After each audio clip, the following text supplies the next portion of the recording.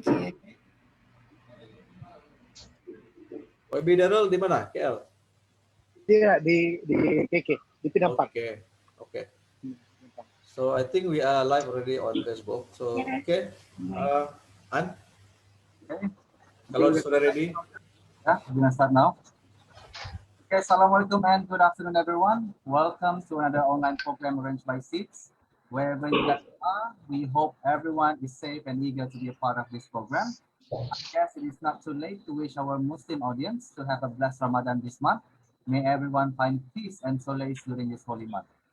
Moving on, this program, we will be having a special forum entitled Beyond the 2020 Sabah Polls, Sabah Moving Forward. It is in conjunction with a book discussion entitled Sabah from the Ground, the 2020 Elections and the Politics of Survival. I'm Azwan and I will be your short MC today. Ladies and gentlemen, in light of the pandemic, Seeds programs are now adjusting to online format as evident in our recent and upcoming programs in hopes of reaching more audience with current and important issues to be discussed and disseminated. Society Empowerment and Economic Development of Sabah, or SEEDS, is a non-governmental think tank dedicated to the ideal of creating a modern, moderate, and progressive society through research and outreach programs. Established in 2015, it has ventured into many research and programs throughout the years. On today's program, we will be having a forum highlighting the issue of politics and elections from the context of Sabah. If you have taken a look at the program's poster, you know we are going to have a really interesting and thought-provoking session today. Without me spilling everything, let me invite the chairman of SEEDS, Dr. Arnold Puyok, all the way from Sarawak for his introductory remark. Doctor, the Zoom is yours. Thank you very much, An. Hello, everyone. I would like to welcome everyone to this special forum. Thank you to all our panel members, Datuk Bung, YB Darell, as well as YB Datuk Dr. Jeffrey, for agreeing to be part of this discussion on Beyond the 2020 Polls, Sabah Moving Forward. As mentioned by An just now, I do not intend to speak longer, as what is important are the views of our panel members on the topic of our forum. So the topic that we are about to unpack is related to the new book on Sabah from the Ground, the 2020 Election and the Politics of Survival. As far as I know, this is the first book that comprehensively addresses a single election using mainly an ethnographic approach. As a researcher of Sabah and Sarawak politics myself, I always believe in doing fieldwork in order to better understand the dynamics of local politics on the ground. So it is an honor to contribute a chapter in the book with my postgraduate student. I congratulate Dr. Bridget and her team for this seminal work on Sabah politics. So in discussing Sabah politics beyond the 2020 polls, where should we begin? What topics or issues should we focus on? And what kind of politics that we envision Sabah to espouse? These are the questions that we hope the panel members to address later. So of course, when we talk about Sabah politics, we cannot run away from the fact that it is still very personalistic, driven by patronage and parochialism and ethno-nationalism. But as one notices in the new book by Dr. Bridget and the other authors, and also in the works of other scholars, there are new perspectives emerging that challenge the way we look at Sabah politics. I'm sure Dr. Bridget and others will agree with me if I say that there are many things in Sabah that can be studied as far as its politics is concerned. Sabah politics is as colorful and as dynamic as its heterogeneous and diverse society. It is the only state that has changed government for at least 5 times. It is also quite legendary for party hopping, a subject that is now being extensively debated by scholars, lawyers, and politicians. What are the implications of this kind of political culture to Sabah's overall development? So this is another question that warrants our serious attention. The academics, like me, Dr. Bridget, and many others, have a role to play in sharing our views about the positive and negative ramifications of the policies introduced by politicians. Through our engagements with the working people, grassroots community, and research. In the same way, the politicians have the responsibility in making policies that work and in leading the country to the right direction.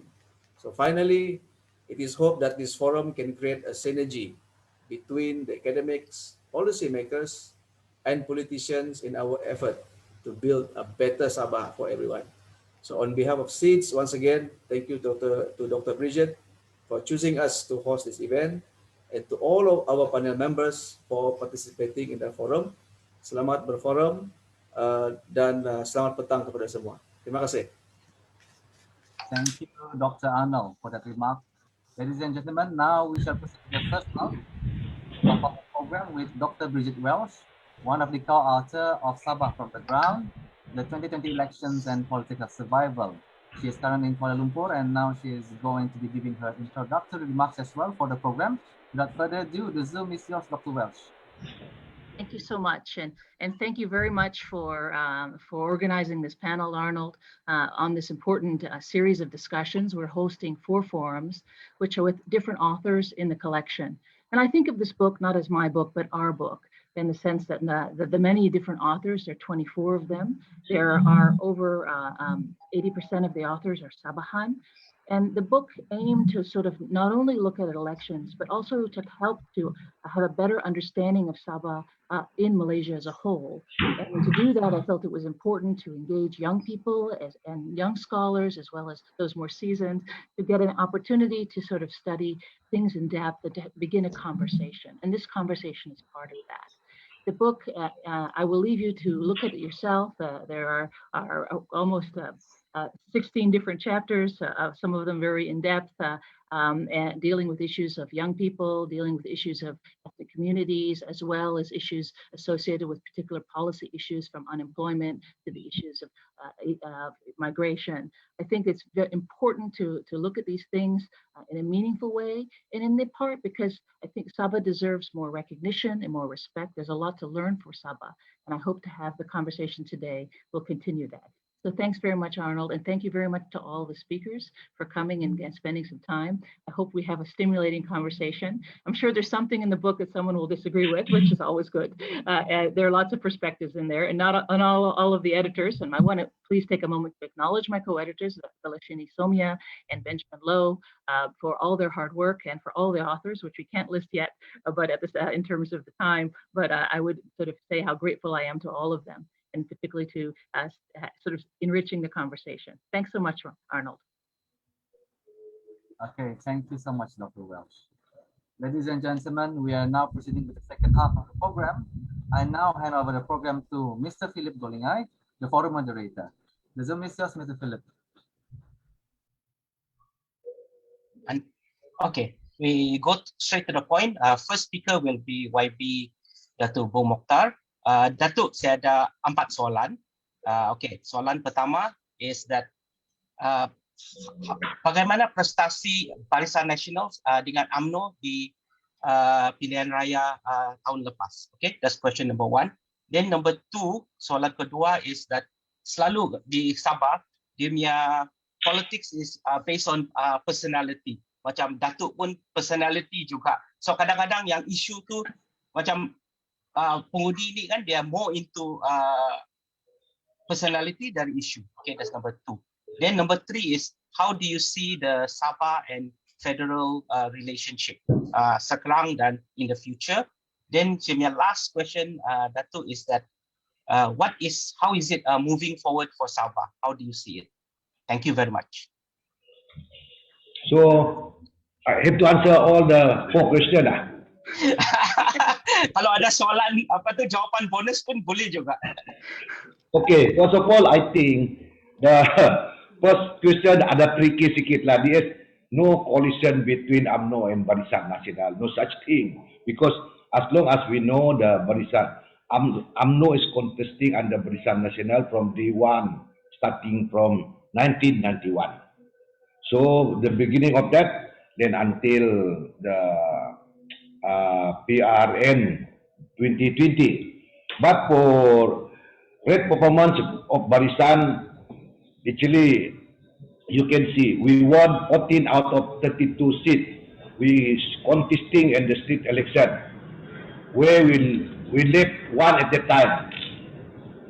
Then UMNO in a state where the government is not only owned by GRS and UMNO, then UMNO is a part of the government. We are proud of the performance, even though we did not win all the seats after we abandoned by our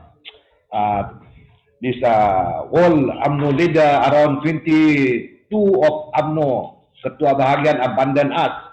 So at that time, only one MP left, one admin left. The MP is me. So at that time, you cannot imagine how my problem is to organize the new leader with the party well known. But I believe if you want to move forward, you must have you strength, then you must have one good character. Mesti mau pandai convince rakyat bagaimana untuk menentukan masa depan yang lebih baik. Then of course lah, in the election there are victories and losses. Ada kalah, ada menang. Although there are seats where we lose, but the candidate performance is very good. Because of the successful able to reduce the majority, and there are candidates that contested against a big name. The just slim losses.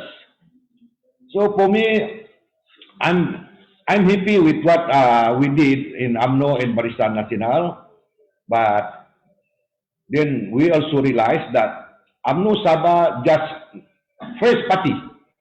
Even though we've been in Sabah since 1990, but you know the story behind this. As I told you, we've been abandoned from our leader. Then not only the ketua, the timbalan, the naib, the ketua wanita. What I have now, all new blood, fresh blood. Then I have to groom them. I have to teach them how to run the politics, how to run the organization. It's not easy for me actually. Very, very high burden and on my shoulder. Tapi what to do? I've been given the mandate to lead the party, so I have to move forward. So that is all for the answer number one, Philip, even though a bit tricky. Tidak, Pak. Then for number two, actually, there's most of the politicals in Sabah more based on personality. Actually, sometimes it's true, but most of the time not true. Politics must be combined between personality and many things. The party itself must be well known by the people. Then, of course, personality is a must. Because you can see the local party in Sabah, they have a good personality, but toward the end, the result, when they contest on the election, they got zero, nothing. I don't want to mention the personality name because it's not too good for me also. But we know a lot of political background in Sabah with a high personality. But when it comes to politics, they are failure. They failure. But they keep on. In Sabah, different. After the election, they just missing election. But when election coming, they come back again. That is same person. But maybe different party and different platform. So that is the problem we face in Sabah. So now in UMNO, I'm beginning to recruit my new leader, because system cadre is a must be in Sabah, in UMNO. We can see in UK, in China, in Australia, in Singapore, and US, where the cadre system is run very well. In Malaysia, we don't have the cadre system, either in UMNO, even though UMNO in Semenanjung, we've been here for 100 years, but we have not applied for the cadre system. After that, after President Parti gone, we are thinking, who's next? By right, it's not happen like that. Anybody can be the president if we train them from the earlier stage. Tapi di Malaysia ini susah. It's not, we are not concentrate on that. That's why our problem is that. So in UMNO Sabah, I try to put new platform to cater the new leader. Then if we put them as a minister, they can work as a minister. They can bring something to the ministry, then they have their policy to the ministry. But now we can see everybody appointed as a minister, they waiting for the KSU, waiting for the SUT, give briefing them. This is what we do in our ministry. By right, the minister have to determine, this is my policy, then you government servant, you have to implement my policy. It must be like that. Tapi ini tidak berlaku di negara kita. Dan kebanyakan menteri pick up, dilantik, menang pilihan raya, nanti jadi menteri, dia pun tak tahu apa dia mau buat. Then the KSU, the pengarah bully him. He don't know what to do as a minister. They take time, 6 months, 1 year to learn how to perform as a minister. By right, cannot be like that. The minister, the moment you enter your office, you said command you KSU, you pengarah-pengarah, this is what I want you to do. This is my policy. The ministry must be the minister policy, not the KSU policy. And state also like that. That's why the moment I enter as a minister in GKR in Sabah, I make my command. I said, I want to develop road. I want to develop, increase the water, energy. Because we've been left behind. Why we left behind? As Dr. Puyok said just now, Sabah is a unique politics. If you see, Sabah already passed through PRN 16. Sarawak only coming PRN ke-12. National coming PRU ke-15. That means Sabah more crazy on politics. So if you want more knowledge on politics, you come to Sabah. you can write down everything you want, because the people of Sabah like to change government anytime they want. So that's why any government, being in the government, they must know how to rule the government. They must know how to take care of the state, the economy, and the people. Otherwise, people will just kick you out from your door. That is what happened in Sabah. Okay, apa cara kehadapan? Of course, everybody have to move forward. If we don't move forward, that means UN is there. How to move forward? In order to move forward, as a politician, we must know what is the people needed. But some politicians, when they become minister, they think about what they want. They think should be, they have to think what is the people want. Even though it's difficult for you to deliver what is people want. But we have to work out for that. We cannot just relax on the econ without going down to the ground. Then first thing I do, until now, even though we've been facing the COVID, I've been around, I think 80% already in Sabah. Until now, 6-7 months. I never stop. Actually, if not because of the MCO, maybe I finished already all the district in kampung-kampung in Sabah. I want to know what is the people problem. Then we have to organize. The businessmen, we have to organize. The NGO, the youth, the businessmen, the agriculture, we have to look after.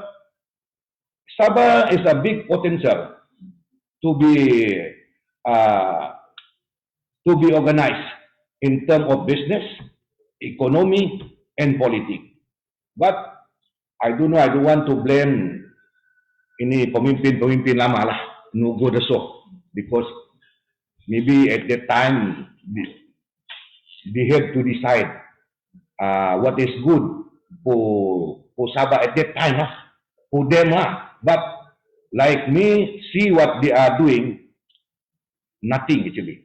That's why Sabah left far behind, even though we are very rich on natural resources, many things, but they just take the honey, they don't know how to produce the honey. So that is the big problem for Sabah leader. Then now I told my colleague in Sabah, it's a time for us. Forget about politics, we must develop Sabah because we've been left behind. If we don't develop Sabah, that means nothing much perbezaan lah antara between us and the last pemimpin, almost the same. So in that case, I told them we better resign if we cannot do anything to our people. If we don't think about the rakyat, we don't think about the negeri, because this negeri is our negeri.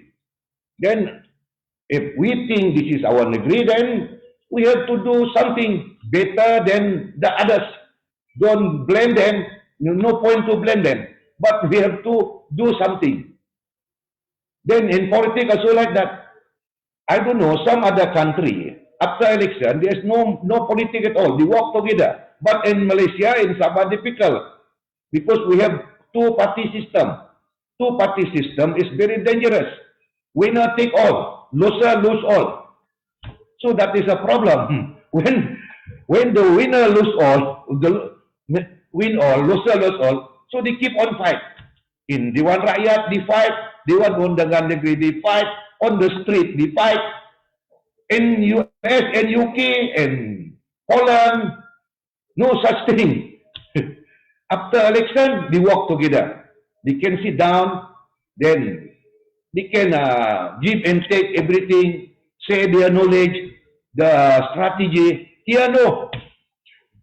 So this is also a part of our failure because the system is like that since we've been independent.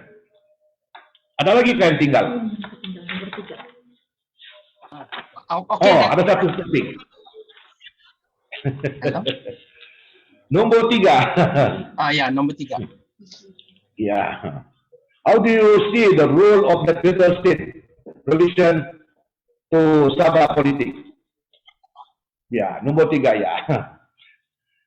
Okey, Philip, saya akui bahawa politik di Sabah ini agak unik dan fleksibel ya. Walaupun sesuatu yang tidak kita bangga, ada juga sesuatu yang kita perlu condemn lah, actually. Kita akui sejarah politik Sabah ini sangat berkait rapat dengan hubungan di federal ataupun federalism. 1994, Anam Adun 6 yang berhormat Adun melompat atas lahan pembangunan. Then 2018, Apko Madius Tangau melompat dan menyebabkan terjadinya pertukaran kerajaan. 2020, 33 pemimpin UMNO bertukar parti. Then as long as I mentioned just now, saya tidak berbangga dengan situasi ini dan perkara ini dan juga tidak condemn. Tetapi ini adalah hakikat apa realiti yang berlaku dalam politik di Sabah. Sebagai kesan politik di federal, inilah yang berlaku. Di mana actually federal always play their role to divide and rule between Sabah leader. Last time I remember, during Usnu time, Usnu is very close to UMNO, but at that time let Awairham Tun Mustafa no more needed. They use a few UMNO leader to bring down Tun Mustafa. When Berjaya in power, but Berjaya leader is not with them, they bring down Berjaya. PBS, they bring up PBS. When sometimes PBS is not together with them, they bring down PBS. So I don't enjoy this politics, but that is real. So that's why I told my UMNO fellow in Sabah, of course we need federal in Sabah in terms of politics, in terms of economy, but we must also look after Sabah by ourselves. We cannot rely and depend on them all the way. Kalau kita tidak berhati-hati dalam melaksanakan tugasan kita, I don't think kita boleh maju ke depan. Dan Sabah akan terus ketinggalan kalau kita bergantung terus dengan kepercayaan dan keyakinan kepada kepimpinan yang di persekutuan yang tidak boleh memainkan secara langsung ke arah membangun negeri Sabah itu sendiri. Sebab itu saya selalu berkata dalam konteks dengan rakan-rakan, selaku pemimpin Sabah kita harus berusaha membangun negeri kita. Sebab kalau kita bergantung dengan persekutuan, berapa peratus yang kita boleh bangunkan? Jadi itulah antara lain kepasan-kepasan yang saya lontarkan. But for me, of course, Sabah must be ready for Sabah. Not for say negative, but for positive things. Sabah has to move forward to develop Sabah, develop the people of Sabah, education, health, and everything. That is my comment now. I raise it on. Okay, thanks Dato Bung for your comments. Okay, next we go to Dato Darell Leiking. Dato Darell, just give us an insight on the Sabah politics and then maybe the way forward. You got 15 minutes. Okay. But, all right. I'd like to touch a little bit on what Dato Bung cakap tadi. Kopi Kosian Boleh. Mas Sobiagi. Salam sejahtera dan selamat berpuasa kepada saudara rakan-rakan Muslim.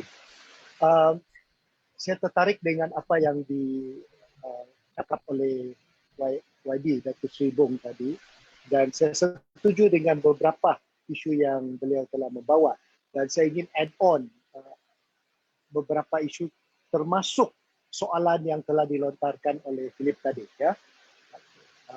How do you think on personality issues? The problem kita sudah lama. It's been a while. You can see in the interior of Sabah, they talk a lot about personality base. You can see they talk about Hugo Ansio, they talk about Antenom, they talk about people like Monsopiad in Penampang, and of course Mat Saleh and what have you. So this resonates with them because these were fighters. They were seen as fighters of people or that particular ethnicity. Now, unlike the interior, unlike some areas, in the urban and suburban, it doesn't really work. Dato Bung was right to say personality masih perlu. Tetapi issue base lebih penting di urban area and suburban area. And that's why when there are issues like in the past, corruption ataupun salah guna kuasa, ini resonate dan galvanize the support of people in the urban as well as suburban. In other interior part of they go on personalities. Now, the way forward on that one, I believe, is giving them more education, giving them more exposure. You force development into this area, force opportunities by giving them skill sets, education, and the economic agriculture opportunity in that area. They will then yearn or need personalities as opposed to, they will then yearn for issues as opposed to personality, because mereka akan memilih pemimpin sebagai representative as opposed to personality saja. That representative will represent that issues that they deal with or that they yearn and that they want for their area as well as Sabah. So personality based, while we cannot deny it's still there, but we have to move on daripada personality so that we can see Sabah move forward. When you move forward with issue based, you will have all the talents coming to you. Because ingat, a lot of the young talents today, they may not be known, but they have ideas. They have great vision for the state as well as the nation. So when you give them a chance, they will be able to contribute in terms of work, in terms of innovation, in terms of new things that they've learned when we send them to study. So I would think personality-based, while needed, has to be reduced, but we go on issue-based. Now, the other interesting one that you mentioned is about federal and state relationship. Dato Bung correctly stated, the divide and rule by federal. You are much more learned in this because you've done your extensive research, your analysis, and as well as your commentaries. I saw in the book a lot of opinions which resonates, but the reality is this. As long as we don't speak up or enforce the IGC report as well as the Malaysia Agreement, we will always remain state and federal.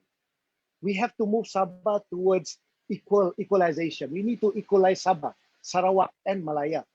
Once we do that, we control our fiscal destination. We control our rights over even immigration, again, in more total. Can you imagine, right now, like in Labuan, when you enter Labuan and you enter Sabah, there's no record of you entering Sabah. But when you land in KLIA, from KLIA to KKIA, as well as Sendakan or Tawau, baru dia kasih kau visa. Tapi melalui Labuan, dia tidak kasih kau visa. Sarawak, on the other hand, there's just no way for you to do that. The minute you enter Sarawak border, you have to be recorded in Sarawak. That is why there was a huge influx of our Sarawakian brothers who came to Sabah, because we took away our control over who enters Sabah. There's nothing wrong for Sarawakians or West Malaysians to enter Sabah. But there is something wrong when we don't know who they are when they come into Sabah and how they usurp into our business without us realizing that we are losing what we have in Sabah. So the state and federal relationship must be equalized. And we can no longer allow them. We cannot allow them to dictate us because of funds. Those funds are already guaranteed in the Constitution, as well as what the state government can do. Tengku Razale, did you realize last year, he exposed how the federal government took away our minerals, our rights, our oil and gas, and how they monetized it in Semenanjung and gave us a very meager sum. We had no chance in exploration. We had no chance in building up our hydrocarbon. We left it only to Petronas. Now you can see how Sarawak moved, Philip, Dr. Arnold, Bridget, and Dato Bung. Why Sarawak is able to do what they do can be evidenced by what I saw when I was given an opportunity to go to MITI. Between 2013 to 2018, 5 tahun, Sabah punya approval oleh MITI ataupun MIDA dengan investment was only 9.7 billion or under 10 billion for 5 years. Sarawak, on the other hand, 2013 ke 2018, approval dari MITI or MIDA was 54.4 billion. Now, why is there a huge difference between Sabah and Sarawak's approval in terms of investment? It is because of our gas. Sabah's gas that flowed from 2013 because of Petronas, because of the federal influence that brought it to Bintulu, built Bintulu into this huge oil and gas manufacturing industry. They created downstream for them. 54.4 billion versus 9.7 billion dalam 60 bulan. 2013 ke 2018. That's a huge problem. So I take note with what Dato' Sri Bung cakap tadi. We can do it. Dalam masa kita dalam kerajaan, di MITI, 18 bulan kita diberikan peluang sebagai Menteri MITI untuk menukarkan. We change the way forward. And what we did was, not all of them are realized yet, but we approved 81 billion for Sabah. Now that's a huge jump, but we did not forget other states. We still continued allocating to Sarawak and all the other Malaya states. But bringing 18.1 billion, which you see now that are being announced by the Chief Minister, those are all the approvals that were part and parcel of what we approved during our time in the government. So it tells you exactly what Dato Bung said. Boleh, we can do it. The problem with us is politics. Politics ini bila kita maybe I disagree dengan itu two party punya problem, but maybe di Sabah we need to change the way we handle politics. We can see the way forward for us, at least to ensure that the federal government does not bully us, is we need to allocate equally to all representatives, biarpun dia pembangkang ataupun dia kerajaan. Because after all, the control over the allocation, development allocation di setiap kawasan does not go to the wakil rakyat. It still goes to the proper government authority and agencies. Dia masih diagihkan. It is still distributed through the government agencies to the districts, to the kampungs, not through the wakil rakyat. The wakil rakyat di pembangkangnya area hanya membawa masalah ini, seperti mana yang saya bawa masalah ini kepada Dato Bung, minta tolong dia selesaikan beberapa isu di daerah saya. Tetapi kalau kita, if we keep on giving only meager sum to the opposition area, and there is no chance of allocating all this, you will always continue politics because every wakil rakyat will want to take over the government. This is a fact. How do you develop your kawasan as an opposition if you have limited resources? So maybe a new model has to come up in Sabah. Like Sarawak, they allocate equally to all their wakil rakyats, even the opposition. And it's a huge amount that they allocate in their kawasan, to their opposition as well as to their government members. So in that way, we heal Sabah by making sure that the federal government does not divide us through politics, through fiscal politics as well as development politics. Now, we need to ensure, and I think that Sri Bung and his team, they have to demand that the Malaysia Agreement 1963 must equalize us and administer Sabah, Sarawak, and the federal government equally between the states of Sabah, Sarawak, as well as Malaya. One of the possible solutions is this. Why not appoint the Chief Minister of Sabah and also the Chief Minister of Sarawak as Deputy Prime Minister so that they can bring in issues of Sabah and Sarawak to the federal government and they can keep on finding out ataupun inquiring daripada every ministry what they have done for Sabah. I know it sounds Sabah-centric, Sarawak-centric, but we are equal partners as far as we're concerned. And this is why the federal government must make it very clear. Are we just a colony of the federal government or are we equal partners? When you say equal, because we formed the federation together, we are equal in deciding, we are equal in fiscal policy, we are equal in development policy. There has to be a new narrative of the federation. So the federal-state relationship in as far as Sabah and Sarawak and Malaya is concerned must be equal. It must be different when you run Selangor, Johor, and Penang. That is their issue. That is none of our issue. But we are building Sabah, Sarawak, and Malaya together in the federation. So the state and federal relationship has to change. More autonomous and decentralized decision, especially fiscal decision. Now, the way forward, the youths are the way forward for Sabah.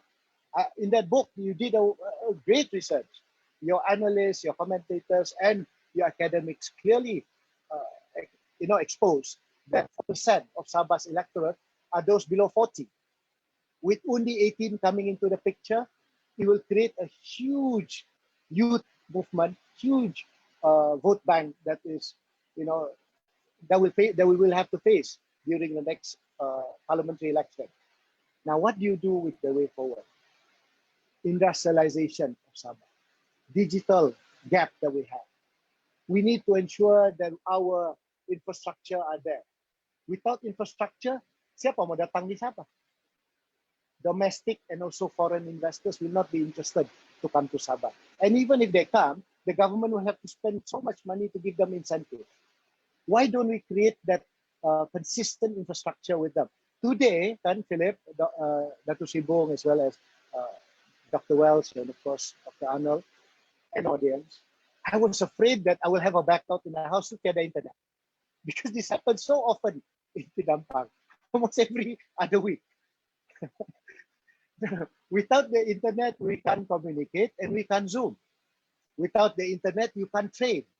Without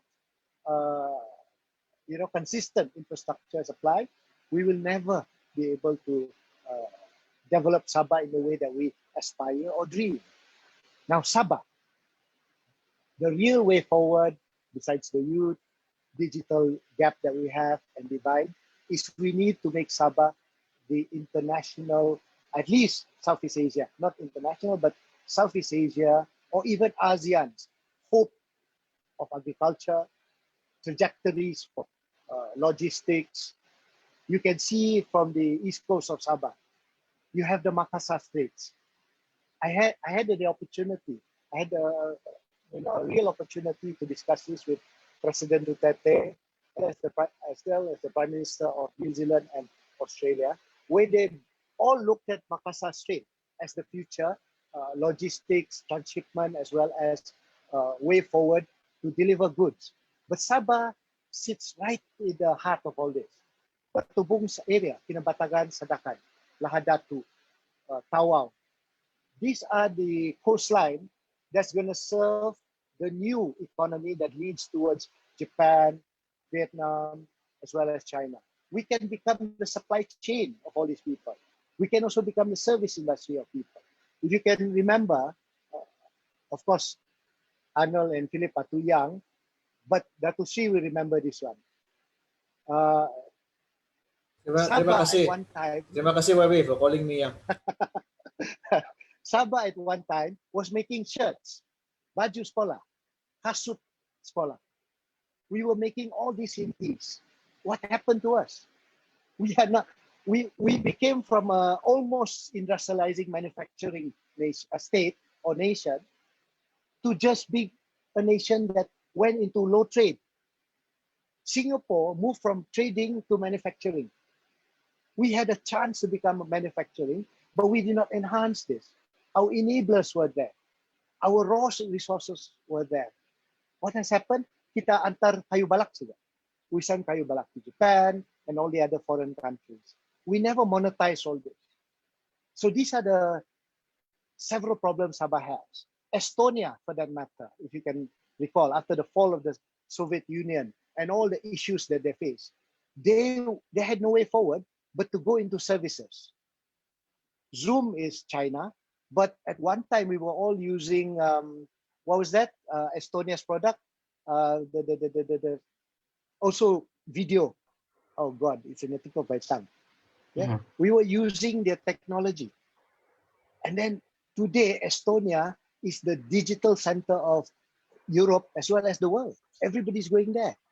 Okay. So we have to think this way for Sabah. Sorry. Okay. Wrap up. Thanks. 30 seconds boleh kah? 30 seconds. Okay. The way forward Sorry, for Sabah, enough of politics. We'll face Dato Bung during the election. We'll face their government during the election. But enough for politics. Equalize allocation to all constituency and restart Sabah as a digital, youth, and manufacturing hub as well as industry and agriculture. Thank you. Okay, Bah, thank you very much, Dr. Darell.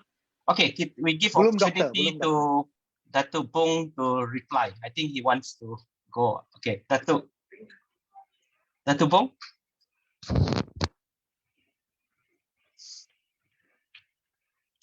Okay. Dato Bung, boleh lah. Ya. Nah, lain tidak bagus. Lama. Nah, betul je Bang, apa si Darell cakap. Betul, yang betul. Okay, the way look forward for Sabah, mostly for Sabah Ingal. My comment of view, actually, I'm very, orang kata, so action very fast. I wish to all Sabah, the opportunity is in front of the door, whereby Indonesia will moving the new capital from Jakarta to Kalimantan. So they bring along 40 million population by 2024. Then the border from Kalimantan to Sabah only around 460 kilometer. Then Indonesia already done the highway from Indonesia to the border. Malaysia, not yet. That's why I spoke to Prime Minister, give us the fund for us to build the road highway to from Tawau, Kalabakan to the border. Otherwise, we cannot capitalize the opportunity from our neighbor country. Why? 40 million, we just estimate 10% out of 40 million per year population flooding to Sabah. We have 4 million new visitors, which we have already another 4 million from China, from other countries. So another 4 million increase. What is our preparation for the new customer in terms of agriculture, in terms of what we call entertainment, in terms of prasarana, infrastructure, everything. So that's why, when I think about that, so I propose to Federal Minister, to Padilla, that since Pen Borneo and Sabah have no fund from federal, so I propose for PFI. Then now I believe the federal government will accept my proposal, state proposal, because if not, I told them Sabah still left far behind.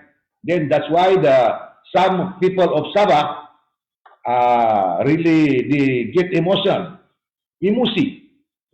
They said we better keluar daripada Malaysia if that is the treat us macam begini.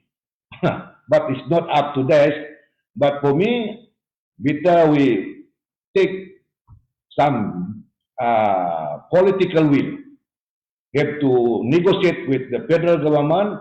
We need the road, we need the infrastructure. This is what you people promise on us. So the moment you promise, we have to tagih your promise. Then one more thing, that is Pen Borneo. I know, in order to bring investor into your state, you must have your infra, like water, like electricity. Now water problem in Sabah is very, very difficult. So how we to do that? Now I send one team from Kuala Lumpur to make a survey on the water problem. Then I will have the result end of this month. Then I will table it to the Sabah State Cabinet, the direction of the water in Sabah, how to move on. We must capitalize on this issue. Otherwise, don't expect Sabah will develop well. Even though you say you want to move forward, but you just talk nonsense. How to move forward, everything, nothing. No infrastructure, no electricity, no water. Then even electricity also like that. Maybe 5 years from now, there will be a transition of the electricity between federal and state government. Then we want to make sure before the transition must be a smooth way without any burden, without any problem. So we want the federal government to develop, to increase our grade from 132 kb to 275 kb. That is the strategy in order to progress the Negeri Sabah itself. Then, of course, state government have to put pressure on federal government, as promised on the Malaysian agreement or in Malaysian 63, that the federal government must give the Sabahan real development as in Semenanjung, negeri di Semenanjung. Okay. Even though Sabah is huge, terlalu luas, but it's not the matter that the peruntukan must be cut down. I know federal government helping and give money to Sabah, but give only just to what they call macam kasih ayam makan dia, Ya, betul. I think tidak It's wrong. akan never bring change to Sabah lah. Okay. Agreed. Yeah. Okay. Philip, can I just add something dengan Dato' Bung cakap? A bit saja. Okay lah, boleh lah. The Boleh. opportunity Okay. dengan Kalabakan dan Kalimantan, the new infrastructure, the road infrastructure, itu orang Indonesia, the Kalimantanis are waiting for us, kan Dato' Bung? Dia Yes. sudah siap. Yep. Sudah siap. Our side belum siap. Belum siap, belum mula. Belum mula.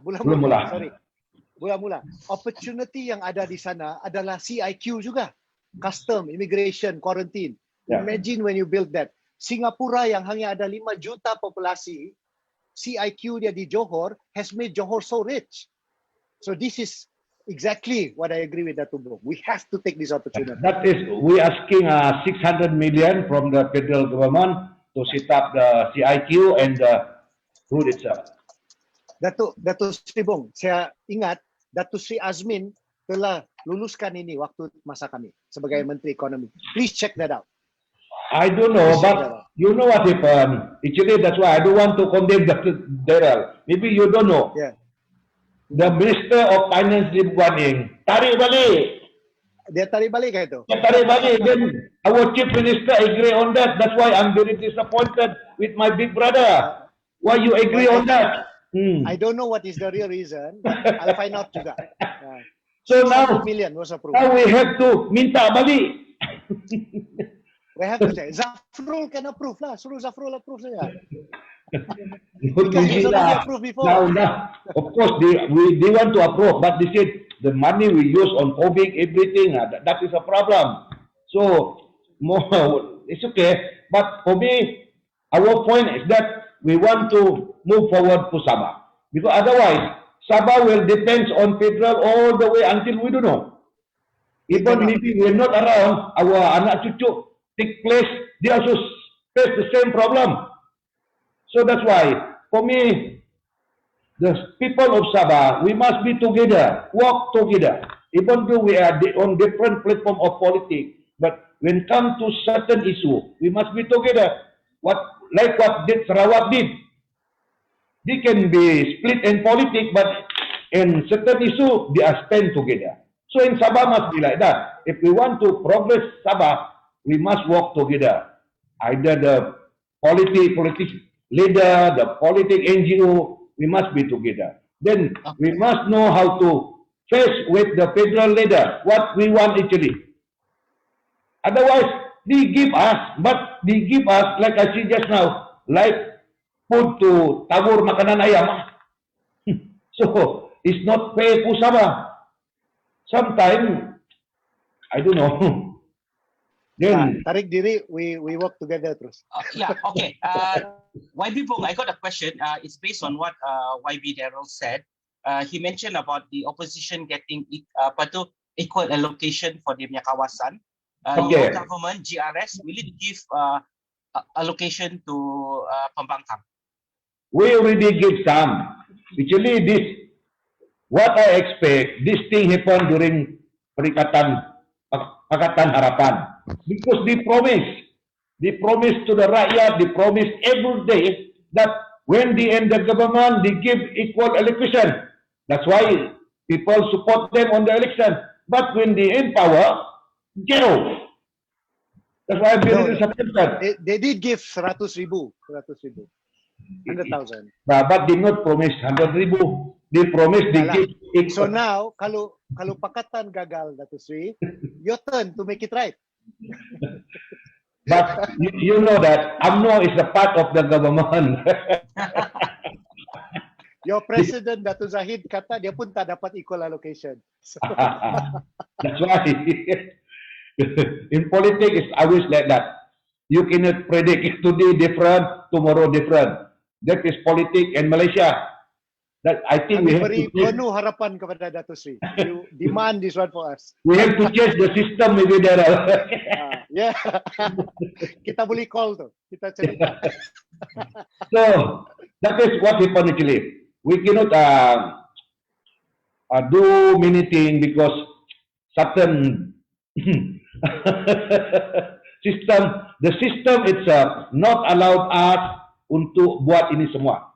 Maybe we have to change the system. Otherwise, Yes, if sir. we don't change the system, our country, the politics will be turmoil every time, either during election or after election. After election. Yes, that is true. That is my comment. Okay, you all have said your piece. Okay, next speaker will be Dr. Jeffrey. However, he can't make it because at the moment right now, I'm told that they're halfway climbing Mountain Abalu. So, but hello, but what we did is we had a recording of Dr. Jeffrey. So we'll watch his what he has to say to us, and it's recorded. Thanks so much. Panglima, Dr. Jeffrey Kitingan, Deputy Chief Minister and Minister of Agriculture and Fisheries of Sabah. So my name is Juwita, I'm from SEEDS, and I'm here today to interview you for our very special forum on Beyond the 2020 Sabah polls, Sabah moving forward. So without wasting too much time of yours, are you ready for the first question? Yes. Okay, so first one, how do you rate the performance of Perikatan Nasional Coalition and Sabasta in the 2020 Sabah elections? Well, I think the PN, the Perikatan Nasional did very well. Looking at the statistics, the Persatu won 11 seats out of 21, and Star won 6 out of 8. So Persatu and Star, both parties, they used the Perikatan Nasional symbol for the first time, and averagely together they perform about 60%. Star did its best with a 75% score. Yeah. So I think they did very well. Yeah. Despite the fact that diorang bertanding-tanding antara sendiri. So if they had contested, and worked together, I am sure they would have scored better. Okay, so our next question. Sabah politics is mostly personality driven. When do you think the state is ready to go beyond personality to issue-based politics? Well, personality will play a big role for a long time. When it will be issue-based, the time will come when the people are more educated, when the people are more interested in politics, and they feel the effect of politics on them, and they become more involved. And also, it's very important that when the youth are more involved. So looking at the future, when 18-year-olds can vote, I think that will start the shift from personality-based to more issue-based politics. Yeah. Okay, so what you mean is the mentality has changed. Yes. So how can we change this kind of mentality? Well, basically through education. Education. Okay. Yeah, education. Right. Okay, so next question. How do you see the role of federal-state relations in Sabah politics? Federal-state relation in Sabah politics is very important. This is because issues affecting Sabah have to do with the federal government. The same thing with Sarawak. So it's also very important because there are constant conflicts between federal and state. especially with regards to Sabah rights, state rights. And it has continued for a long time until today. MA 63, oil, and so on, and allocation for development. So when the state government and the federal government are not aligned, meaning they are not together in the same government, not be entertained by the shown.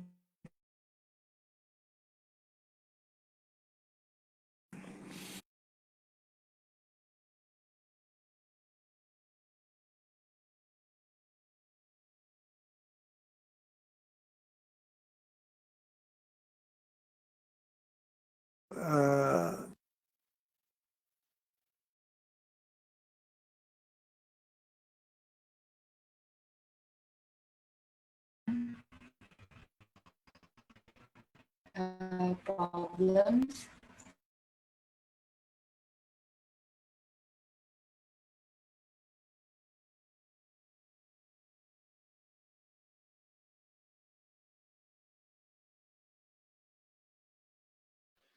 Problem in digital problem, even though recorded.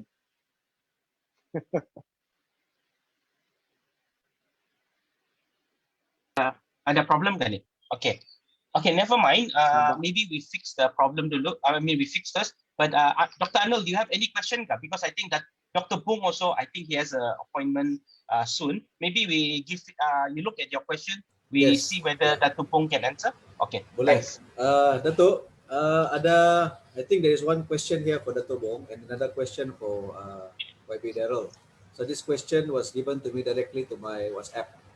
So Dato, dia punya persoalan di sini adalah dia kata di sini Dato ada bercakap tentang mau membawa bakat-bakat baru dalam politik. Apakah yang Dato akan buat seterusnya bagi membolehkan, apakah bentuk politik, idea politik ataupun pendekatan politik baru yang Dato ingin memperkenalkan di dalam UMNO? Itu soalan pertama untuk Dato Bung. And soalan yang seterusnya untuk YB Darell adalah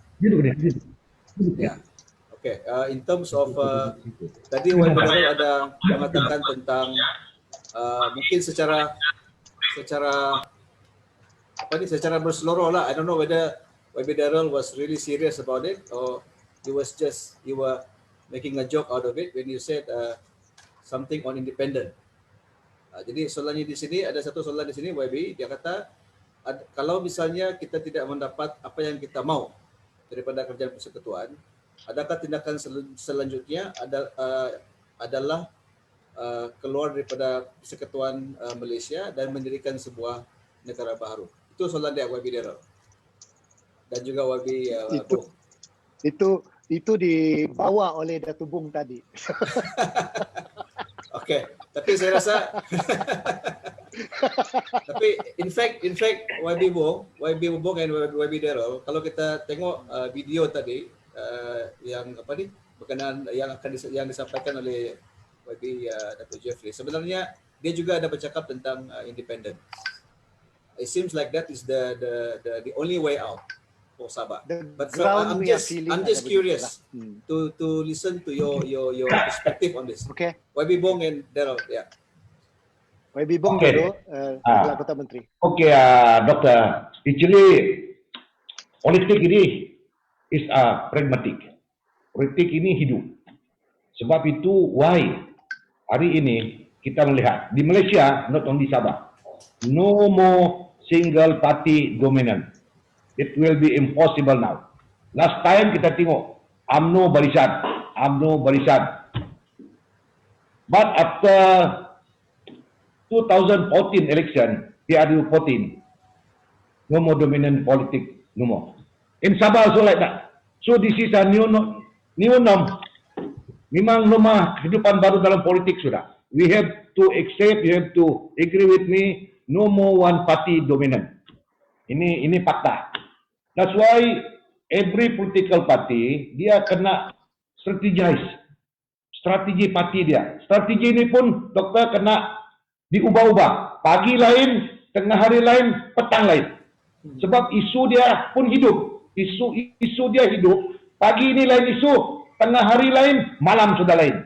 So kita kena bersedia dengan apa juga kemungkinan itu. Kalau tidak, kita akan dimakan oleh isu, kita akan dimakan oleh strategi kita yang kita rasa bertahan, tetapi rupanya strategi itu salah. Dia hanya bertahan untuk sekejap dan kita harus susun strategi baru. Ini sudah politik baru. Ini sebab kita nampak ini barang berlaku, dia serentak dengan kehidupan manusia. Apabila pandemik COVID menyerang manusia, mentaliti manusia pun sudah berubah, terganggu. Dia punya sistem itu sudah berubah. Dulu boleh salam-salam, sekarang tidak boleh. Dulu boleh kumpul-kumpul, sekarang sudah tidak boleh. Dulu boleh peluk-peluk, sekarang sudah tidak boleh. Jadi hubungan manusia pun actually mengikut itu keadaan. Dan politik pun suddenly ikut itu. Dia memang otomatik. Sebab itu saya kata kita perlu mempersiapkan parti kita dengan penyediaan kita dengan pemimpin-pemimpin pelapis. Sebab our future is depend on the young generation. Kalau kita tidak sediakan ini, akhirnya negeri ini akan mengalami satu kemusnahan besar. Sebab anak-anak muda dia tidak akan berhala tuju. Dan kita sebagai sebuah organisasi, politik ini organisasi. Tetapi organisasi yang merancana masa depan negara. Kita perlu pelapis kita. Kita sediakan mereka. Kita ajar mereka. Kita ajar mereka cara bagaimana memimpin sebuah organisasi, memimpin sebuah negara, memimpin sebuah rakyat. Kalau kita ajar mereka dari awal, mereka tidak kekok lagi. We put them as a political secretary, they know what to do as a political secretary. Kita simpan dia as a chairman of JLC, dia tahu apa dia punya peranan. Kita simpan dia sebagai pembantu menteri, dia tahu apa tugas dia sebagai pembantu menteri. Tapi kalau dia duduk sana, dia mau belajar, I think kita sudah ketinggalan zaman. Sebab itu dunia-dunia modern, dunia-dunia advanced country, macam ini Australia, Britain, UK, US, mereka advance. Kita tengok menteri di UK, menteri ada 27 tahun, sudah jadi menteri. Dan dia, kalau dia tidak senang, dia berhenti. Dia cari lain orang, senting, no isu. Kita asal berhenti kicau satu negara. Why? Tak tahu kenapa. Dato, adakah Dato berfikir kita sudah bersedia untuk menerima pemimpin-pemimpin muda sebegitu dalam konteks I think dalam UMNO sendiri macam mana, Dato? Adakah UMNO sudah bersedia? Dalam UMNO Sabah kita telah mulakan praktis ini. Sebab itu daripada pemimpin dia sekarang ini kebetulan kita ada pembersihan secara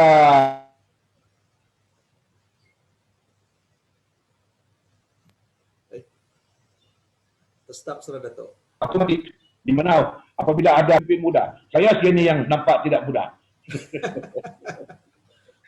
Jadi kita yang bersedia. Dari jauh nampak muda, Pak Dato. Then one more thing regarding saya komen sikitlah. Yang saya tolong Darell sikitlah berhubung dengan apabila saya dapat kita keluar. Actually it's not no issue. Kita tidak boleh orang kata macam orang hilang pedoman. Sebab kehidupan ini perlukan pemikiran yang waras. Sebab itu pemimpin-pemimpin di Sabah ini perlu kita kena ada kebijaksanaan, perlu ada ketahanan, dan perlu ada keberanian. Tapi bukan keberanian ke arah yang menghancurkan hubungan antara dalam negara ini. Yaitu maksud saya keberanian kita untuk mengetengahkan masalah kita dan apa kita perlu kepada kerajaan persekutuan. Mereka kena bagi dengan kita. Sebab banyak alasan-alasan, berbincang ini kena bijak. Kena bijak dan kita kena tahu apa yang kita mau, apa yang kita what actually we want. Kalau kita tahu apa kita mau dan kita ketengahkan kepada pemimpin persekutuan, this is what we want. Kenapa kau tidak boleh bagi kami? Kita bukan minta kau punya hak, we asking kita punya hak. Nah, ini jawaban kepada yang bertanya tadi. Terima kasih. Terima kasih Dato. Okey. Darell? Macam sudah kena jawab itu. Oh, sudah jawab. Saya ingin tambah sedikit saja. Okay. Kita di Sabah ini macam kita telah mewarisi kan suatu banglo yang premium banglo. Tetapi kita tidak tahu dia punya masalah di dalam. Renovation perlu, pembaikan perlu dalam rumah banglo itu supaya value dia naik. Kalau kita baikikan rumah banglo itu dalam satu lot premium yang besar seperti Dato Bung punya lawa punya rumah itu, you know, if you make it beautiful, you can then Itu sengaja. Tidaklah, joking saja. Tapi maksud saya, we need to revamp Sabah. Kita perlu seperti mana yang kita bersetuju di sini. Infrastructure must be done. Kita punya cara untuk mentadbiri Sabah pun mesti berbeza daripada pentadbiran yang lama. Federal and state relationship have to change. It has to equalize also. So the way forward and that answer on whatever is next for Sabah is look at what Sarawak is doing. I'm not saying they're doing is perfect, tetapi they can do it because of the assets that we have that we pump to them through our gas. Just to share with you, Philip, if you have a chance, go to Negeri Sembilan. There's a company called Safran Malaysia. They produce 60% of the world's carbon brake. Boeing, Airbus, memakai carbon brake mereka. Every time you land, that's from Malaysia. Mostly from Malaysia. It comes from gas. So what I'm saying is Sabah can do the same. And we have huge assets that we need to administer well. So the way forward, and not to really answer that question in total, I'm sure Dong tidak satisfied, is new breed of leaders.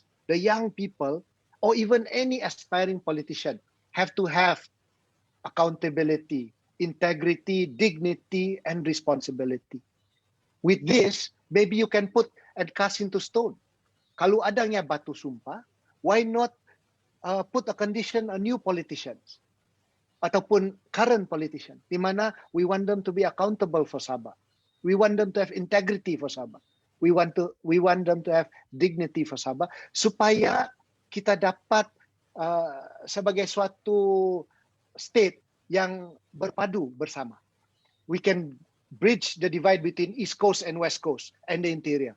Seperti pilihan raya yang lepas. Di pedalaman mereka gunakan isu PTI. Sama ada orang di pantai timur, ini semua PTI. They are all Sabahans. Dato Bung is a sungai, is a suluk, is a Sabahan. Jangan lagi kita pakai ethnicity ataupun kita punya kaum sebagai platform politik kita. We have to talk as Sabahans. That's the way forward for Sabah. And then what is the next step? We've already talked about infrastructure. We have to bridge East Coast, West Coast divide. Banyak Dato Bung, I just want to share. Ramai orang, khususnya daripada interior parts of Sabah dan even in West Coast, di mana mereka tidak pun pernah pergi ke Pantai Timur. Mereka adanya suatu opinion pasal orang Pantai Timur. Dalam buku itu pun ada disebut. It was mentioned in the book. I think chapter 5, if I'm not wrong. The East Coast, West Coast divide. But when I went to the East Coast, I remember saya pergi ke Semporna, orang di sana cakap saya dengan bahasa dusun. They didn't look like me, but they spoke in dusun. That tells you mereka, orang di Pantai Timur ini, they have more interest over the West Coast people.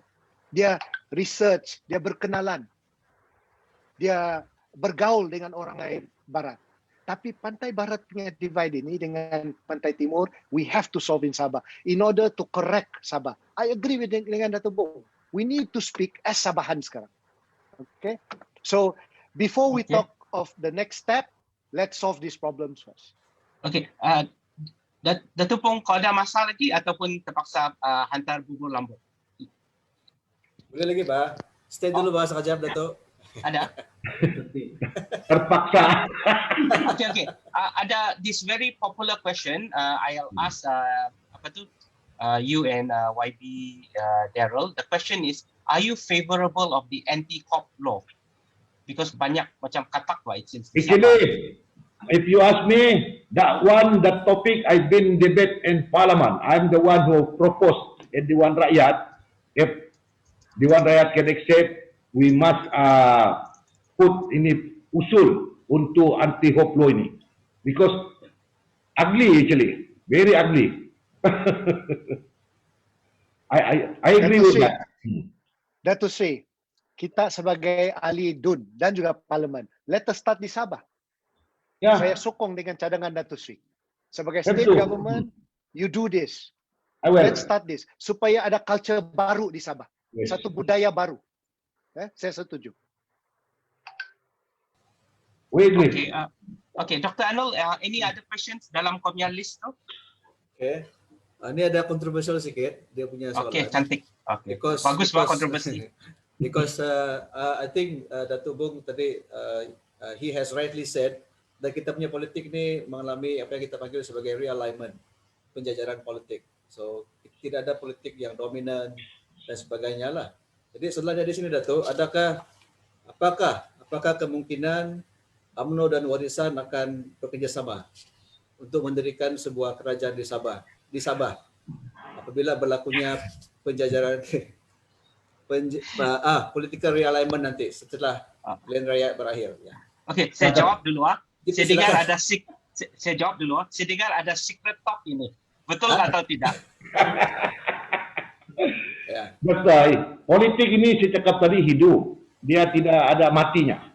Dan apabila orang tanya, dia kata nothing impossible in politics. So, cuma it's up to the politician itself lah. Either you make it possible or not. Jadi persoalannya sekarang bukan tidak bully. Dia memang bully. Kalau kita bulikan. Tetapi kita memikirkan kepentingan rakyat itu. Kalau kepentingan rakyat itu cenderung ke arah itu membawa kebaikan, maka kita akan laksanakan politik sedemikian. Tetapi saya sudah nyatakan, kita di Sabah ini sudah PRN ke-16. Kalau ada perubahan lagi, mungkin akan mencetus lagi ke arah PRN ke-17 dalam setahun dua. Jadi ini yang actually yang amat saya bimbang kalau ini berlaku. Sebab ianya akan memberi impak yang tidak baik kepada politik, kepada ekonomi dan rakyat negeri Sabah itu sendiri. Jadi apapun, walaupun saya kata Warisan tidak dalam ini kerajaan, tetapi tidak salah untuk Warisan menyumbang idea-idea yang baik yang boleh kita guna pakai bersama untuk membangun negeri Sabah.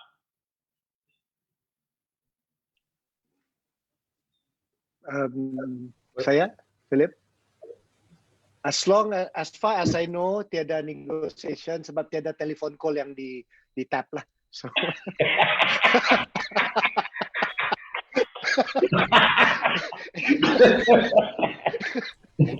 anyway. Mungkin lepas ini lah. Face to face sudah kami. Anyway, saya setuju dengan Dato Bung. First, we need to settle the issue of Sabah. We need to unite ourselves as Sabahan. Jangan lagi kita dibahagikan ataupun dipecahkan melalui kaum. We must have trust with each other. Kalau kita tidak ada percaya sesama ataupun suatu kepastian sesama, we will never get anywhere. So it has to benefit at the end of the day the state. Trust is important. We have to do it as a Sabahan first. The sun rises from the east. This is very clear. We have to lead the way. When I mentioned Sabah, Sarawak and Malaya, we have to lead them together equally.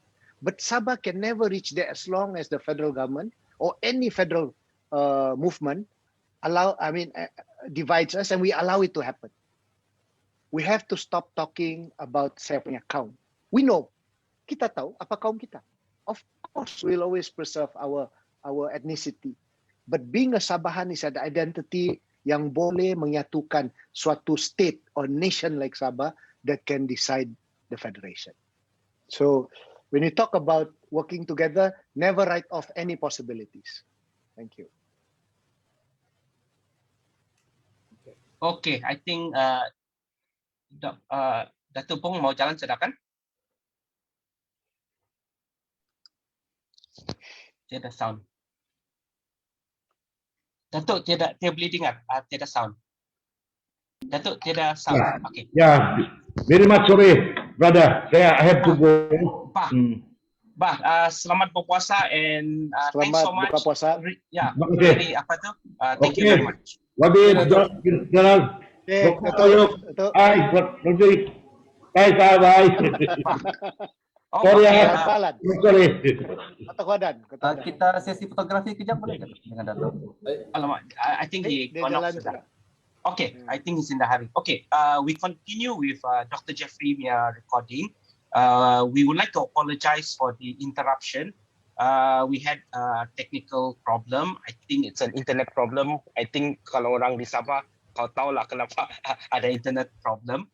Okay, so we will continue with the recording and I would like to apologize to Dr. Jeffrey for the mistake.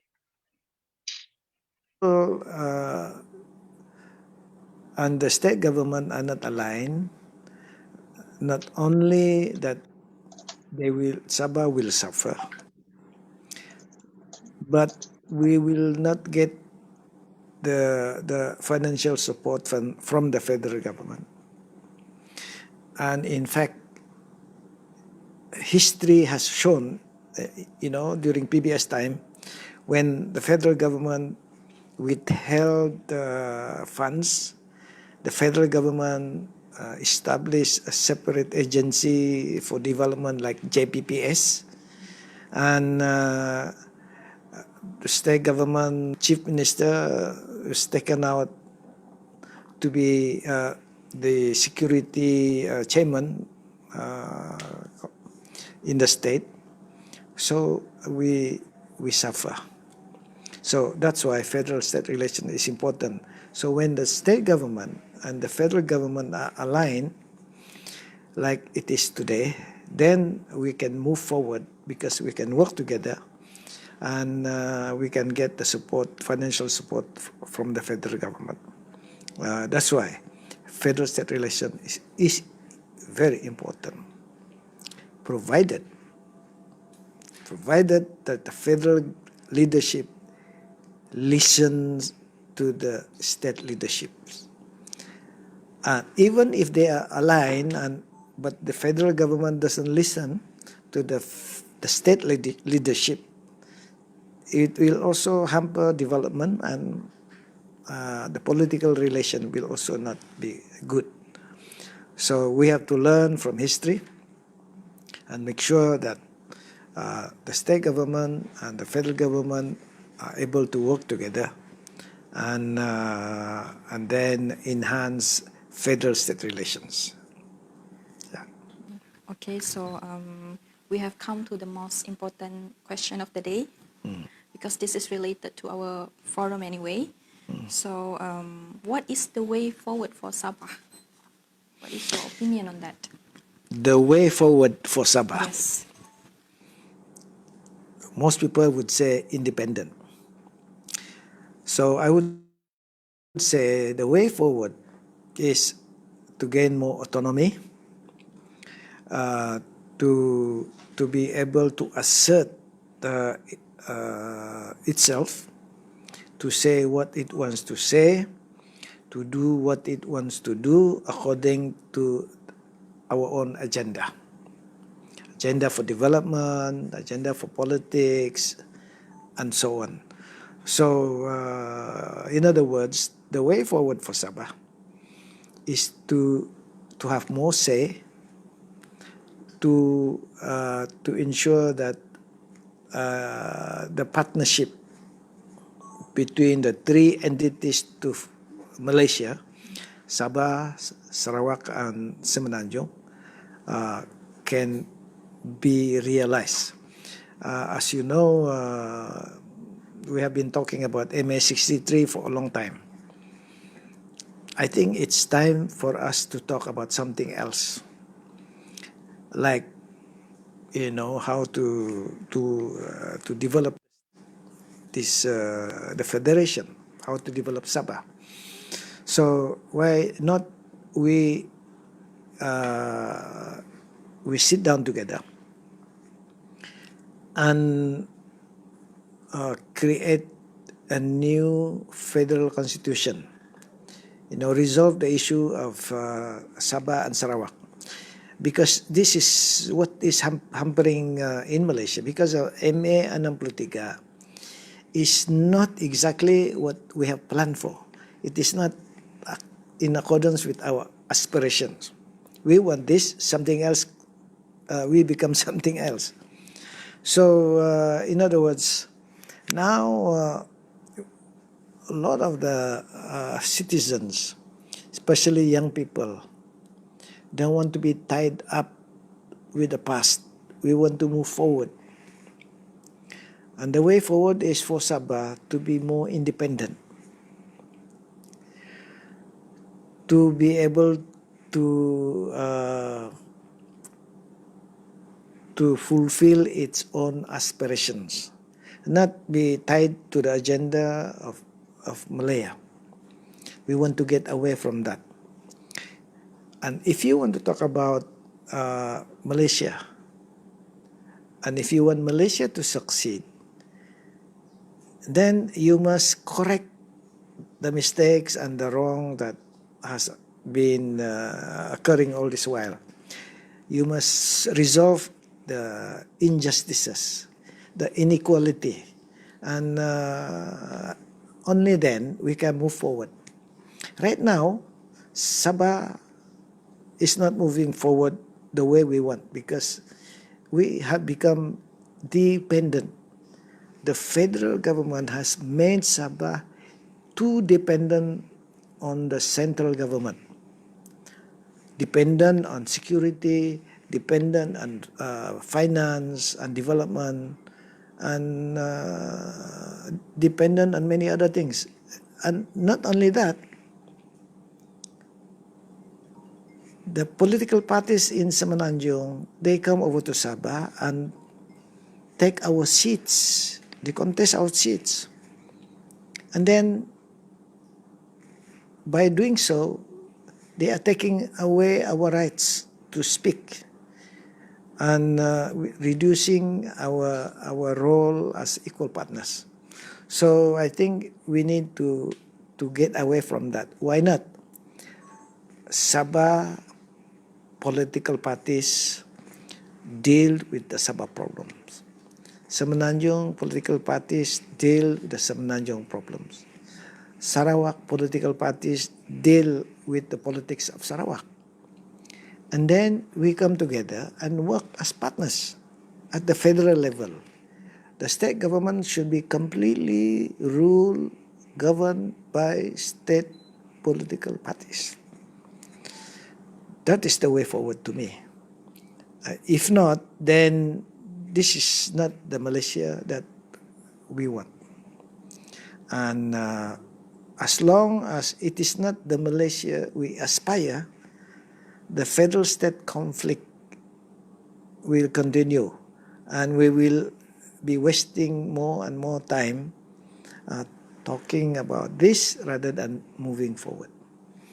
So to me, all this need to be addressed, and perhaps we should, Sabah, Sarawak, and Semenanjung should sit down and then agree on how we move forward. And maybe we will need a new Malaysia agreement. We should be forming maybe a Malaysian Union, where the independent states of Sabah, Sarawak, and Semenanjung will come together.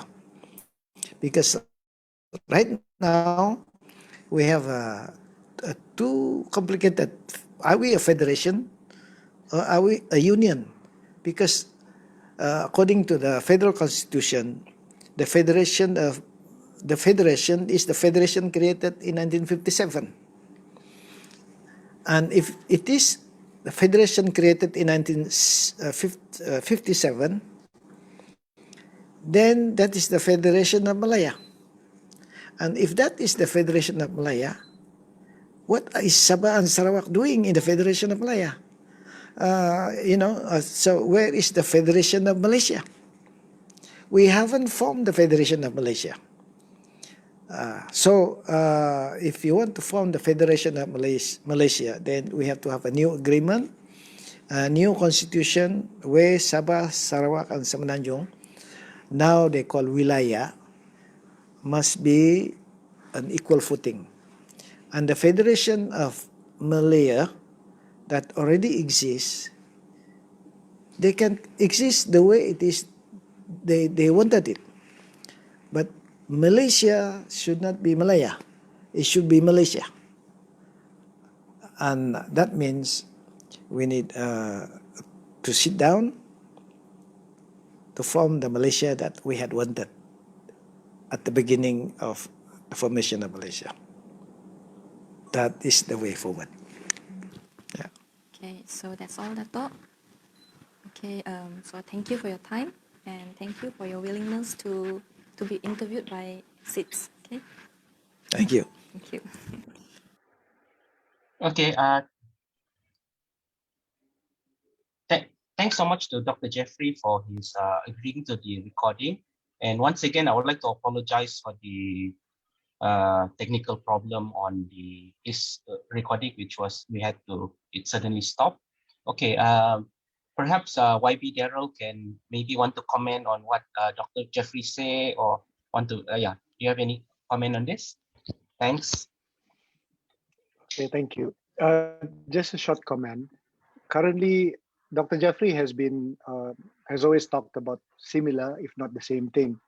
The opportunity for him is he is part of the federal government and he is part and parcel of the state government. There is an existing MA63 committee that is headed by the Prime Minister, okay, his current Prime Minister, and they are continuing what the late VK Liu as well as the previous government had done. With these new dynamics that he wants, he easily set up one through the Chief Minister of Sabah, another committee that will resonate all what he spoke about to the federal government. He is, after all, part and parcel of the federal government.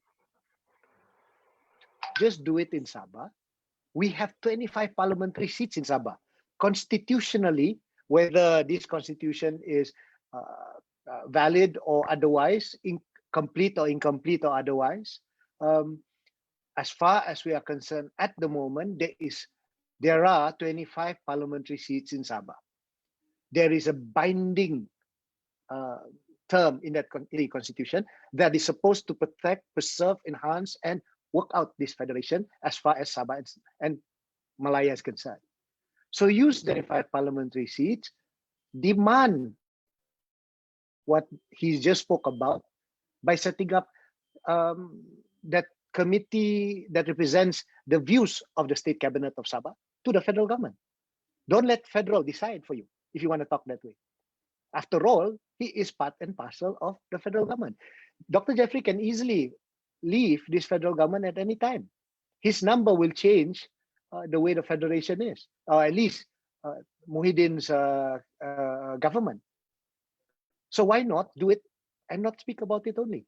He is, after all, in the government. I remember I was criticized a lot for keeping quiet after I became a minister, non-stop by everyone. I explained the way I do things is I solved it as a member of the cabinet, the federal cabinet. When you're a member of the federal cabinet, you can't be talking of only one state. You have to talk of all the state. By the cabinet, you have the opportunity to talk about your state. And you get what you want. And I believe we've gotten quite a bit of what we wanted. Now, Dr. Jeffrey is an important part of Muhyiddin's government because his participation as a parliamentarian made up the federal government. Do it. And he said, I will no longer, I don't talk the way I used to talk openly before because I can solve it internally. But nobody's criticizing him on it.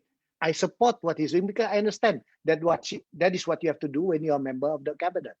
So let him now set up, because he's not a federal cabinet member, let him set up with Haji G, the Sabah MA63 committee that requires what he wants.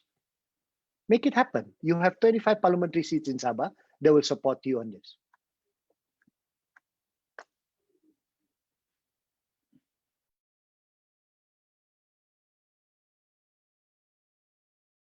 Unmute. Unmute, yeah.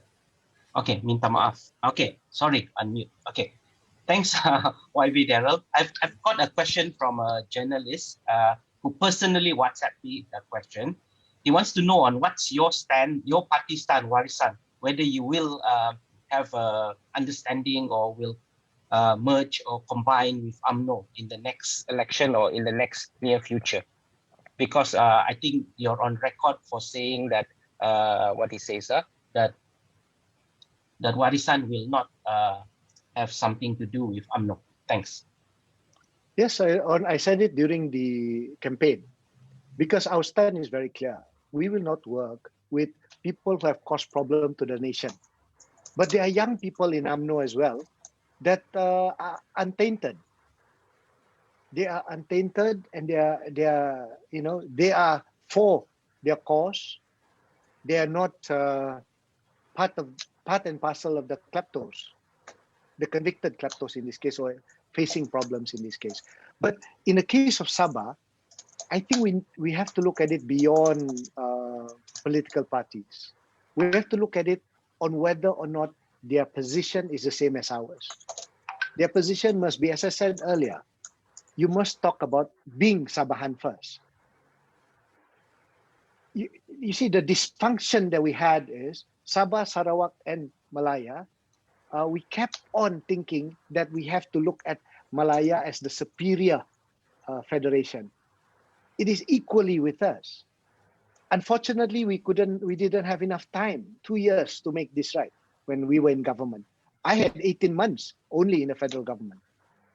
I believe that the way forward at the time was we needed to get as much investment, as much fiscal independence from the federal government by bringing in huge investment. And that is why, like I said, we managed to approve 18.1 billion as a start. We needed to create the enablers. We needed to create the start-off, the spin-off for Sabah to have money. Whereas the federal government kept on dividing. They gave Sarawak 54.4 billion for 60 months between 2013 to 2018. And yet in Sabah, we were okay at 9.7 billion, 2013 to 2018. The Sarawakians knew what to do. And if you take note, I think in the Star paper or e-paper, Philip, Sarawak's Ministry of International Trade was promoting their laksa in Singapore during the pandemic. And there's going to be a huge investment by China. I don't know what's still on, but I remember the Deputy Chief Minister of Sarawak then asked me to approve it. And we did approve a huge steel company being built in Sarawak in order to be ready for Kalimantan. So what I'm trying to say is, in Sabah, we need to change the way we think first. We need to think as Sabahans. We need to show Semenanjung Malaysia or Malaya that we are proper, we are okay, that we are able to be together to manage the federation. But as long as we are divided, not only politically, but by race, by ethnicity, East Coast, West Coast, Interior, we'll never get anywhere. Bridget, Forrest Gump, sorry, not Forrest Gump. There's a show, The Field of Dreams. You built it and they will come. We have to build our state in the right path. We need to reset the way we do things. The West Malaysians will always look at us differently as long as we come from different political opinions. But when we talk as Sabahans, they'll start respecting you, just as the Sarawakians are respected, because they talk as Sarawakians. They've got their own divide, but they managed to curtail it. They managed to solve it by giving economic empowerment to the divide. In our case, our digital divide, our digital poverty in this case, is so huge that we only depend on cyber trooper to dictate our future. That's mentioned as well in your book. Cyber troopers are deciding the way forward. Yeah, I respect that they have opinions, but when they go on lies and make it the truth, because so often mentioned or said becomes the truth, we're never going to go anywhere. Now, in Sarawak, they're not the best model, but because they have our assets, we need to take back that assets in order to rid ourselves as a force to be reckoned with industry partners. So, as for working with anybody, working with people of the same mind, of the same heart, the same accountability, and the same aspiration is the way forward as well. Okay. Thanks, Dr. Darell. Dr. Arnold, do you have any? It's only YB Darell left. Yeah. Maybe you have one or two questions for him, and then we end the session. Kalau boleh. Yeah, I have one question here, sent to me also through my WhatsApp. He wants YB Darell to comment on Warisan's venture into Semenanjung, Malaysia. Maybe YB Darell can share with the audience in terms of Warisan's vision, or where Warisan wants to bring itself in the future, and then how are you going to do that? Because when people look at Warisan first, it is seen as a Sabah-based party. So how are you going to position yourself if you were to be accepted even by people in Semenanjung, Malaysia, and why the move to do that now? Yeah, I try to summarize the question a bit, jumble up the question. Yeah. Sorry Right. okay. I'll try to answer the best I can. The coming election for Sabah will be only parliamentary elections. We've done our state elections. We faced our shortcomings. We saw where probably strategically we did not perform extremely well. But contrary to what many people said, again, I got this from your own book. We maintain a lot of our support, except we lost new grounds. That's all. Now, PKR, DAP, UMNO, Bersatu are all national-based party. Sometimes in Sabah, we call them Malaya-based party. Wrong or right, okay? They have MPs, they have aduns in Sabah. I never saw a problem where a Sabah-based party becomes a national party. That they want to introduce the way they manage, the way they envision the federation to be. And if you can see, in the past, I'll give you two scenarios. Between from Usno, Berjaya, right up to PBS, Sabah was managed by state-based party. 1994 onwards, it was a national-based party, UMNO, having great control over state-based party. PBS, APCO, PDS at the time, but PBS, that became APCO, SAPP, and what have you. During Warisan, the dominant party in Sabah was Warisan, and you had PKR and DAP. Now we're back to the same. We've reverted to Bersatu UMNO having dominance over state-based party, PBS, STAR, and what have you. Now the move to nationalize ourselves, a lot of people may have missed this. We have one MP in Labuan. I consider that as a federal territory, although akin and connected to Sabah. That's a federal territory by constitution. So we already have one member of parliament there. We might even have one more when we move in further. That's in the talks. But what is important is we have to equalize ourselves nationally. Besides talking about Sabah equalizing its independence on fiscal policy, development, and what have you, we also need to make ourselves known nationally. After all, there are a lot of people of Borneo in Semenanjung anyway. I consider Philip as a person, a native of Sabah who have moved on nationally. He's not going to follow me, but at least there are people alike that I might, or his friends, I might be able to get there. There are people like Bridget, who has love for Sabah. Sabah, Bridget. So there are a lot of people that can connect and reconnect to us in Peninsula. So Warisan's Batu, PKR, DAP going to Sabah and Sarawak. I've yet to hear them saying don't go to Semenanjung. After all, we are asserting what we believe in, equalizing ourselves. We may not be accepted immediately, but you build them and they will come. So, Bridget, please take note of what I mentioned. The divide in Sabah, among all others that I'm dear most, I'm so worried most, is the East Coast, the West Coast divide. When we created Warisan, that both, of course, at the time we were very Sabah centric. We looked at the boat as Sabah. The East Coast and the West Coast were the hand, and the interior was the paddy. If we clasp our hands, that ship will never sink. But if we break again, that ship will sink. Now we move forward. The ship represents that federation, but with Sabah-centric federation. We need to equalize ourselves, but we need to clasp our hand in order to be part of the national. I'm not, what I'm saying is national decision. Jeffrey talked about being able to do this and that. He has this opportunity now. He's already got a year with Perikatan.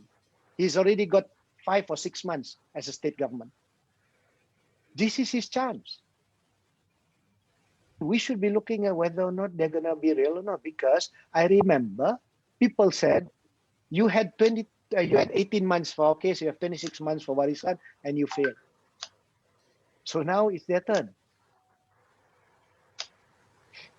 Thank you. Okay, thanks, YB Darell. Bridget, do you have any comment on this before we end our session? First of all, I wanted to thank all of the speakers, and I'm sorry that Jeffrey is not here, but I'm sure hope he's enjoying the climb of the beautiful mountain. And I expect this conversation will get reactions. But Darell, thank you very much for sharing your comments, and I will also extend that to Dato Sri Bung for the conversation. And I wanted to say that you said my book, but I see this as our book. Arnold's in it. Philip has written a chapter as well, and it's a discussion. And I wouldn't have been able to do it without the learning from Sabahans and the sharing from Sabahans. And so I'm very happy about that. And I just want to make sure it's equal and fair, because those are things that are very important and have been the subject of the conversation. And also to highlight that you've been speaking about my co-editor chapter extensively in the East-West divide, Velashini Somia's chapter, and Aslam Jalil, who I think have written a wonderful chapter in the book, and I encourage people to read it. And again, thank you to all of you, and thank you to Arnold and your team for coordinating this forum. And there'll be more. We have a number of forums coming, starting from tomorrow with the University of Malaysia Sabah and Taylor's University, and also we have a conversation on a Saturday with sponsored by Verse 2.0 and Undi Sabah on issues of how to create new narratives. And of course, SEED is having a forum on Sunday with Johan Arifin, who wrote the wonderful chapter on MA63, and James Jalen, who wrote on the economy and the unemployment. And so there is a continuum of a conversation, and we're really excited because I think there needs to be more attention to Sabah and more discussions, especially people listening, not just in Sabah itself, but outside. Okay, thanks, Bridget. Over to you, Dr. Arnold. Yeah, so it's An, our MC. Okay. All right. Thank you. Thank you so much. Thank you so much, Philip, as well as our extinguished guests. Thank you so much for that interesting forum just now. Yeah, but however, ladies and gentlemen, we have come towards the end of the program. We appreciated the discussion that has been made. Very interesting. Yeah, we would like to wish many thanks to our panelists as well as our audiences today, wherever you guys are. Before we end, I would like to invite the members to a Zoom photo session.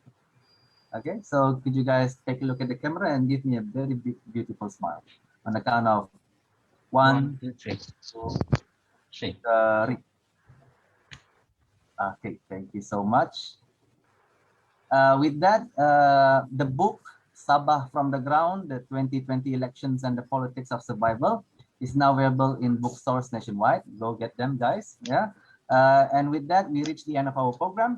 We from SEEDS would also like to wish Selamat Hari Raya and Maaf Zahir dan Batin for the upcoming Hari Raya session next week.